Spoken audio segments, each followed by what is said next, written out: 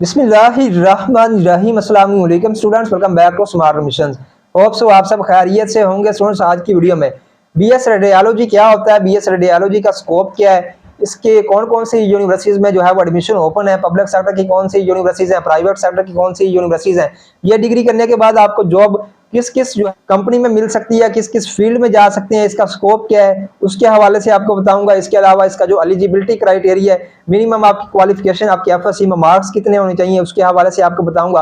आपकी अगर इससे डिग्री करने के बाद जॉब लगती है तो उसके बाद आपको सैलरी पैकेज आपका कितना होगा, गवर्नमेंट सेक्टर में इस डिग्री की कितनी डिमांड है, प्राइवेट सेक्टर में इसकी डिग्री की कितनी डिमांड है, उसके हवाले से डिटेल में आपको बताने जा रहा हूं। लेकिन वीडियो शुरू करने से पहले अगर अभी तक आपने चैनल को सब्सक्राइब नहीं किया, इसको लाजमी तौर पर सब्सक्राइब कर लें ताकि हमारी आने वाली तमाम तरह एडमिशन की, स्कॉलरशिप्स की, जॉब्स की अपडेट्स का जो नोटिफिकेशन है वो आप तक पहुंच सके। स्टूडेंट्स, सबसे पहले नंबर पे आपको बात करें तो बीएस रेडियोलॉजी की जो डिग्री है, इसके हम सबसे पहले एडमिशन के हवाले से बात करते हैं। एलिजिबिलिटी क्राइटेरिया जो है इसमें एडमिशन के लिए आपकी एफएससी जो है वो प्री मेडिकल होनी चाहिए। एफएससी आपकी बायोलॉजी के साथ होनी चाहिए। उसके अलावा एफएससी में आपके जो मिनिमम मार्क्स हैं वो 60% मिनिमम आपके मार्क्स होने चाहिए, 50 से 60 तक। ये तो इसमें अप्लाई के लिए जो है वो एलिजिबिलिटी क्राइटेरिया, लेकिन मेरिट के लिए तो और डिमांड है ना। ये मैं आपको जस्ट अप्लाई का जो इसका एलिजिबिलिटी क्राइटेरिया वो बता रहा हूँ। एफएससी प्री मेडिकल होनी चाहिए और उसमें आपके 50 से 60% मार्क्स होने चाहिए। इसके अलावा स्टूडेंट्स आपको मजीद बताऊं तो इसका जो मेरिट है वो आपका एफएससी की बेस, एफएससी कुछ जो पब्लिक सेक्टर यूनिवर्सिटीज हैं वो आपके मेरिट में आपके एफएससी के नंबर इंक्लूड करती हैं और कुछ साथ में मैट्रिक के नंबर भी इंक्लूड कर लेती हैं। तो मेरिट इसमें हर डिफरेंट यूनिवर्सिटी में इसका मेरिट डिफरेंट जो है वो मेरिट फार्मूला की बेस पे बनता है। इसमें सबसे पहले अगर आपको बताऊं जॉब्स के हवाले से, तो जॉब्स आपको बीएस रेडियोलॉजी करने के बाद आपको जो हॉस्पिटल है, प्राइवेट हॉस्पिटल, उसमें भी आपको जॉब मिल सकती है और गवर्नमेंट सेक्टर में भी जॉब मिल सकती है। अब इसमें डिफरेंट स्केल्स की जॉब होती है। ये इसमें आपने फंक्शन क्या परफॉर्म करना होता है, आपने वर्क क्या करना होता है, आपने इसमें एक्सरे करना होता है, उसके अलावा एमआईआर स्कैनिंग, उसके अलावा सीटी स्कैन वगैरह का जो काम सारा है वो बीएस रेडियोलॉजिस्ट जो है वो कर रहा होता है। तो ये आपका स्टूडेंट से अगर ये डिग्री करने के बाद आप ये सारा काम करेंगे, आप सीटी स्कैनिंग, एमआईआर स्कैनिंग, इस तरह के जो पेशेंट के डिग्नोस्टिक सिम्टम्स हैं उनको देख के आप सारा जो है उनके चेकआउट करेंगे पेशेंट को। उसके अलावा स्टूडेंट्स आप मेडिकल हॉस्पिटल में जॉब के अलावा आप जो इसमें डिफरेंट टूल्स जो कि इस्तेमाल हो रहे होते हैं मेडिकल फील्ड्स में, एक्सरे वगैरह में और इस तरह सीटी स्कैनिंग में, इस तरह जो डिफरेंट मेडिकल इंस्ट्रूमेंट्स हैं जो कि इस्तेमाल हो रहे होते हैं, उनकी मैन्युफैक्चरिंग जो कंपनीज होती हैं उनमें भी आप जॉब कर सकते हैं। उनके न्यू टेक्नोलॉजी को डेवलप करने में, न्यू इंस्ट्रूमेंट बनाने में आप जो है वो उन कंपनीज में जो है वो जॉब कर सकते हैं। हॉस्पिटल्स के अलावा आपके पास ये भी चांस जो है वो मौजूद है। इसके अलावा स्टूडेंट्स आपको मजीद बताता चलूँ तो आप मेडिकल डिवाइस मैन्युफैक्चरिंग कंपनीज जो ये फैक्ट्रीज हैं, ये भी मैंने आपको पहले बता दी है कंपनीज, इनमें आप काम कर सकते हैं।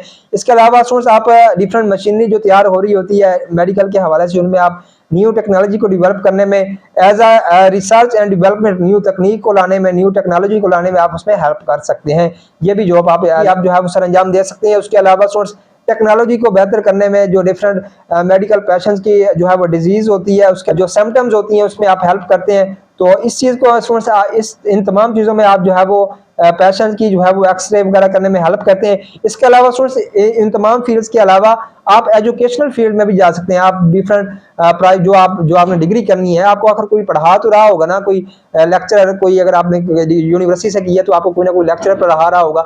तो जो भी लेक्चरर होगा वो आप भी वो जो है वो ड्यूटी सर अंजाम दे सकते हैं ये डिग्री करने के बाद। लेकिन ये उसी वक्त जो है वो आप कर सकते हैं जब आपके पास नॉलेज होगा, जब आपके पास एक्सपीरियंस होगा।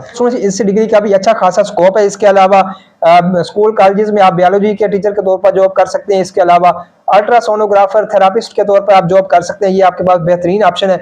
इसके अलावा स्टूडेंट्स मेडिकल इक्विपमेंट्स को यूज किस तरह करने हैं उसके लिए आप कंसल्टेंसी जो है वो प्रोवाइड कर सकते हैं। इसके अलावा स्टूडेंट जो डिफरेंट गवर्नमेंट ऑर्गेनाइजेशंस होती हैं, मिलिट्री हॉस्पिटल्स और वेटरनियन हॉस्पिटल जो है उधर भी आप जो है वो जॉब सर अंजाम दे सकते हैं। अगर हम बात करें इसका सैलरी पैकेज की, तो ये आपके जो है वो स्किल पे डिपेंड करता है। अगर आपकी गवर्नमेंट सेक्टर में जॉब होती है तो आपको, अगर आपके पास स्किल अच्छी है, एक्सपीरियंस अच्छा, तो आपको 50-60 के आपको जो है वो फी जो आपकी सैलरी पैकेज है वो होगा। लेकिन अगर प्राइवेट सेक्टर में अगर आप अपने जो है वो स्टोर वगैरह ओपन करते हैं मेडिकल, तो फिर आपका अपना खुद बिजनेस होगा, फिर भी आप 30-40 इजीली कमा सकेंगे ये डिग्री करने के बाद। इसके अलावा अगर आपका अगर आप ये डिग्री कर रहे हैं तो आप तीसरे चौथे सेमेस्टर के बाद इंटर्नशिप आप लाजमी करें, क्योंकि जब आप कहीं भी जॉब के लिए जाते हैं तो आप सबसे पहले जो आपसे वो मांगते हैं वो आपका एक्सपीरियंस मांगते हैं।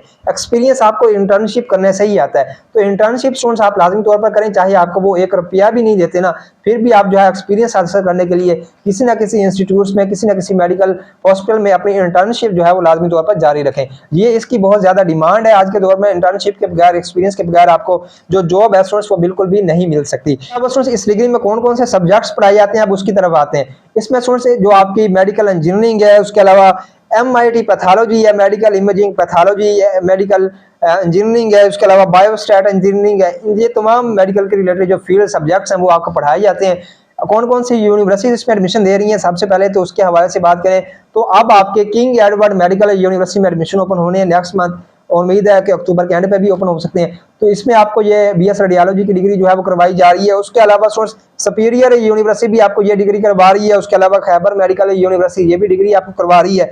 किंग एडवर्ड का मैंने आपको बता दी है। उसके अलावा NCS इंस्टीट्यूट ऑफ साइंस ये डिग्री आपको करवा रहे हैं। उसके अलावा Dow university of health sciences ये आपको जो है वो BS रेडियोलॉजी की डिग्री दे रही है। उसके अलावा आगा खान यूनिवर्सिटी भी आपको BS रेडियोलॉजी की डिग्री दे रही है। उसके अलावा इकरा नेशनल यूनिवर्सिटी की डिग्री भी आपको BS रेडियोलॉजी की जो डिग्री है वो स्टूडेंट्स दे रही है। अगर हम बात करें इसकी फी की, तो फी इसकी जो है वो प्राइवेट सेक्टर में तो फीस ज्यादा ही होती है, तकरीबन 1,20,30 तक। प्राइवेट जो इसके प्राइवेट यूनिवर्सिटीज है उनमें तो इसकी फीस ज्यादा ही होती है, तकरीबन 1,20,30 होती है। लेकिन जो पब्लिक सेक्टर की यूनिवर्सिटीज में अगर आपका एडमिशन हो जाता है तो उसमें आपकी फीस नॉर्मली होगी 40-50 तक। आपकी जो पब्लिक सेक्टर की यूनिवर्सिटीज होंगी उनमें आपकी फी होगी।